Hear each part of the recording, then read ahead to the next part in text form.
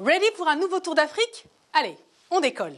Du 20 novembre au 18 décembre 2022 aura lieu la 22e édition de la Coupe du monde de football au Qatar.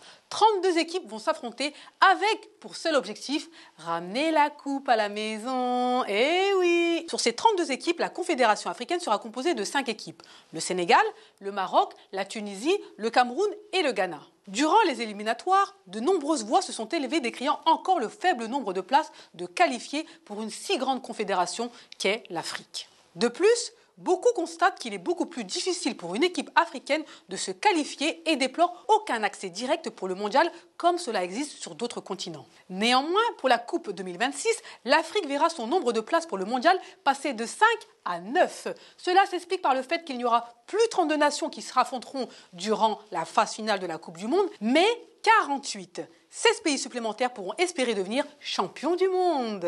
Intéressons-nous maintenant aux premières équipes africaines qui participèrent à la Coupe du monde. En grand connaisseur, vous allez tout de suite me donner les dates et les pays en question, à savoir...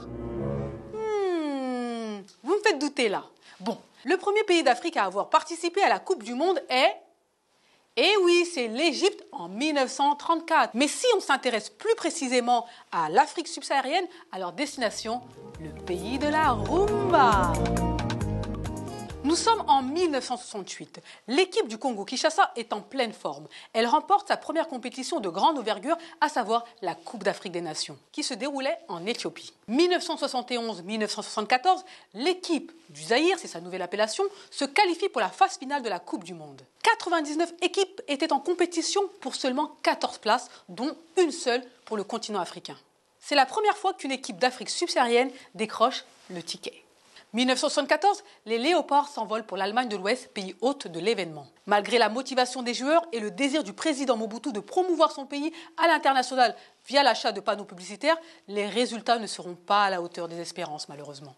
Cependant, cette première équipe d'Afrique subsaharienne à jouer un mondial se fait tout de même remarquer lors des matchs contre l'Écosse et le Brésil tenant du titre. L'année 1974 sera tout de même festive pour le Zaïre, actuelle République démocratique du Congo, car ils remportent leur seconde et dernière Coupe d'Afrique des Nations. Chapeau bas à la RDC. Voilà, mesdames et messieurs, nous sommes au terme de ce tour d'Afrique. J'espère que vous avez apprécié. Alors, je souhaite bien sûr bonne chance à toutes les équipes finalistes pour la Coupe du Monde 2022. À bientôt.